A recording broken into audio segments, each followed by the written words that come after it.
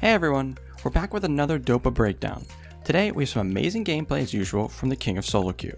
We're going to show you how Dopa smashes melee matchups in Korean Challenger with one of the games going against FAKER.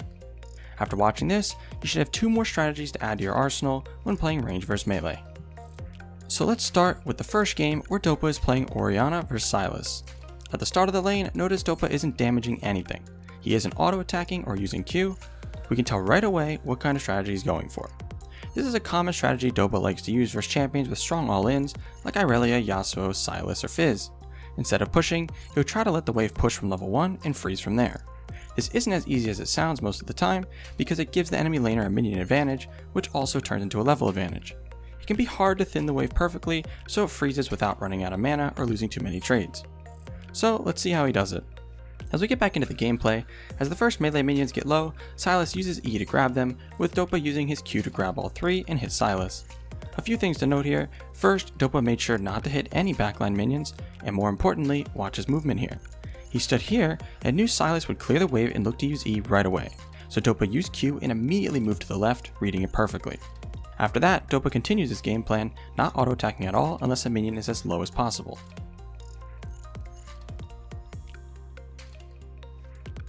After killing these next two minions, they both hit level 2 and Sylas goes into trade. Since Dopa knows this is coming, he levels up his E instead of W to negate as much damage as possible, then returns damage with auto attacks. This was good for multiple reasons. First, Sylas does a lot of AoE damage with his passive autos, which plays into Dopa's game plan, and Dopa can run him down with single target damage, which was his auto attacks. He wins the trade extremely hard. After that, Sylas uses his E backwards to dodge Dopa's Q, then uses the second part of his E to grab this last hit. Right after grabbing it, Sylas uses W on Dopa. Let's pause here. If you were Dopa, what would you do now?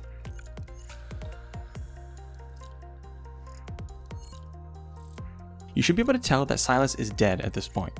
He used his single target ability, his W, to trade with Dopa, and that should aggro this entire cannon wave. Dopa can then run him down with auto attacks. So let's see what happens. As expected, Dopa runs him down and forces Sylas to flash away. This is one of the main benefits to a strategy like this. If the wave is close to your tower and the enemy messes up their trades, you can punish really hard by running them down the lane. Alright, after he gets Sylas flash, he knows he's going to recall and TP back to lane, so he starts pushing as fast as possible. As he does it, look how he's positioned. He's on the right side of the lane. Why do you think that is? The reason he's doing this is because his jungler's in the enemy bot side.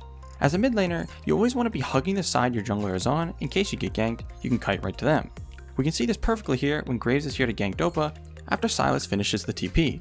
But Dopa pops his phase rush and starts kiting to his jungler.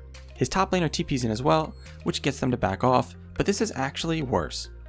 If they kept chasing, Sylas would be missing a huge wave on his tower, and Dopa would be leading them right into his jungler where they would win the 2v2 really hard with Sylas only level 2.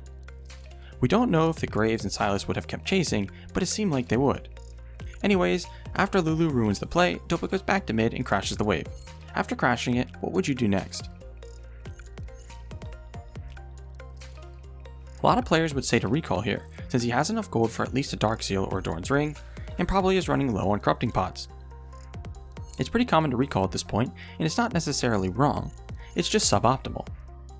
This is because Dopa has TP up and a good amount of health, so he wants to use up his health and mana to get damage on the Sylas without dying, so then he can TP back in with full resources and gold spent. So let's see what happens. Dopa looks to harass Sylas as much as possible when he goes for last hits, making him use a corrupting pot. As he's doing that, his jungler, Kindred, rotates to topside river, looking to get the second scuttle crab. She already got the one in the bottom river. You can tell it's about to go down in top river, with the enemy top having full prio and rotating down as well. Now Dopa is in a tricky spot. He has to push this wave and get under tower before rotating. If he doesn't, it will freeze here and he'll lose a lot of CS. As Sylas moves over, Dopa stays focused on clearing the wave and crashes it, but his Gragas dies as soon as he does. Dopa knows two things at this point. First, Sylas wants to get back to this cannon wave on his tower as fast as possible. And two, Dopa is about to recall and TP back. So he wants to get as much damage on the Sylas as possible as he's running to the wave. Sylas knows he can't kill Dopa right here, so it's not worth actually trying to fight him. And he's missing all the CS in the tower. Now he's going to quickly recall, buy items, and TP back to lane. He TPs right on the minions, and Sylas goes for a trade as soon as it's done. Dopa gladly takes this trade as he knows Sylas has no flash or TP and the wave is pushing his way. Now, to punish this, what does Dopa have to do? Hint, it all comes down to the wave.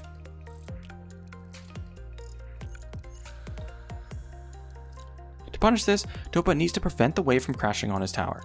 This will cause it to freeze. If Dopa freezes, Sylas can't recall without losing multiple waves worth of experience and gold, and if he tries to break the freeze, he's in danger of dying. So let's see what happens. Dopa is going to start auto-attacking the wave constantly until only 3 ranged minions are left. He needs to make sure the red wave has more minions, but has to trim it because if the red wave stacks up too much, it will be too hard to freeze it. As the next waves arrive, now Dopa is going to keep thinning the wave, but also look to harass Sylas at the same time. He knows Sylas really needs to recall as he's out of potions, but knows he needs to crash the wave first.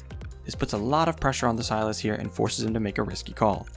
Sylas tries to use his abilities except his W to clear the wave, and use the minions to defend him. But Dopa planned ahead and thinned the wave so much there isn't enough minions to defend the Sylas, and he realizes he's dead. An absolute masterclass in wave management from Dopa here. He froze from the start, which gave him multiple good trades, and hard punished Sylas at level 2 to get his flash. Then he used up the rest of his potions and mana to harass Sylas as much as he could before TPing back to the lane, while getting the wave to push back to him. Dopa knew Sylas didn't have any potions and forced Sylas to either have to recall and lose multiple waves to the freeze, or try to clear it and survive. Sylas tried to clear it, but paid with his life. Alright, now let's move on to the next game where Dopa is up against FAKER. Anyways, in this one, Dopa is on Orianna again versus FAKER on Akali. At the start of the lane, look how different this is from the previous one. Dopa uses Q hitting all 6 minions and is constantly auto-attacking. We know Dopa is definitely not looking for a level 1 or 2 freeze here. Why would he do this versus Akali and not Sylas though? Well, think about this. How does Akali really trade with Ori before level 3? Akali has to play really safe in these levels as she doesn't have a gap closer that is too reliable. Dopa knows this and wants to abuse her early game as much as possible. So after Dopa gets a big push advantage and minions start to get low on the first wave, FAKER walks up to use Q and grab a last hit. Dopa makes sure to hit him with his Q at the same time. Pretty much every CS FAKER goes for, Dopa will pressure him for it. Dopa finishes clearing the wave and crashes on the tower and can look to harass FAKER for every last hit now. He hits him with multiple Qs and auto attacks, getting a decent chunk of health. Also, as he was doing that, we could see the enemy Graves move from top side to bot side. Now watch what Dopa does. This is why I love his gameplay. He runs into bot river acting like he's gonna drop the ward, but just doesn't drop it. Then look at the minimap pings. FAKER pinging Dopa dropping a ward in river. Now Graves thinks bottom river is warded, which could affect his decision making and pathing, especially when this is a Kayn vs Graves matchup. If Graves invades Kayn, Kayn doesn't have many ways of winning that 1v1. Anyways, when Dopa gets back into lane, it's back to the same thing as before, harassing Akali when she goes for last hits. He wants to get as much health off her as possible before she hits level 3, when she can actually start trading reliably. If we pause here, which way is this wave pushing? Blue has 6 minions and red has 5.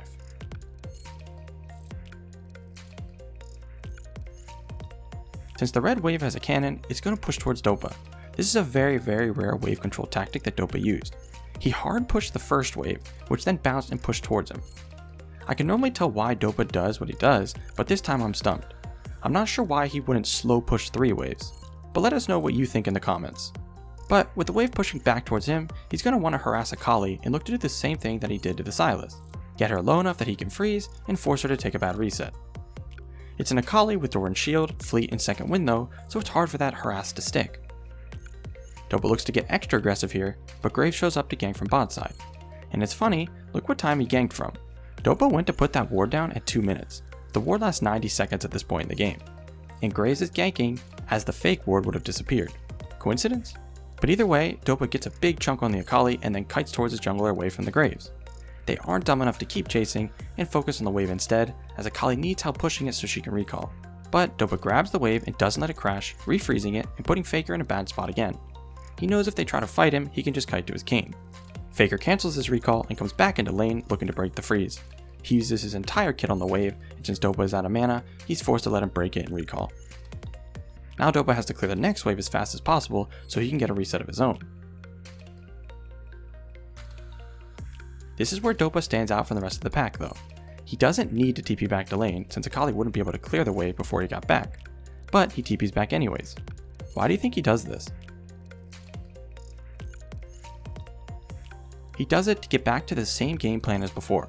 If he doesn't TP in, Akali can clear the waves and look to roam before he gets back, or she'll just hit level 6 first and Dopa can't do anything. Instead, he TPs back in and can start harassing just like before and try to freeze. So let's see what happens. As expected, Dopa is playing very aggressive, trying to poke as much as possible. He's up in FAKER's face and chunks her to half health.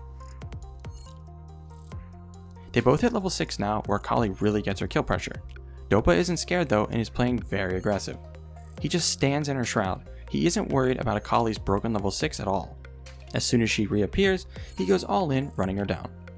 She tries to run into her top jungle, but then thinks she can turn and win the 1v1 and ults onto Dopa.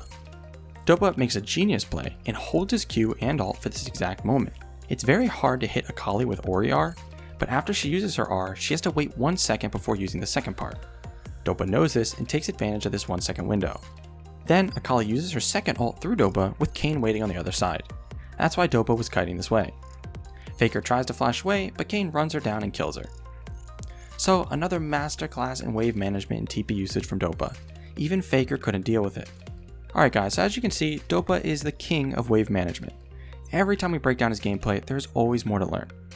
Applying it to your own games will be very tricky and will take practice, but even if you can't, it's still great to see how the game is played by the best players in the world.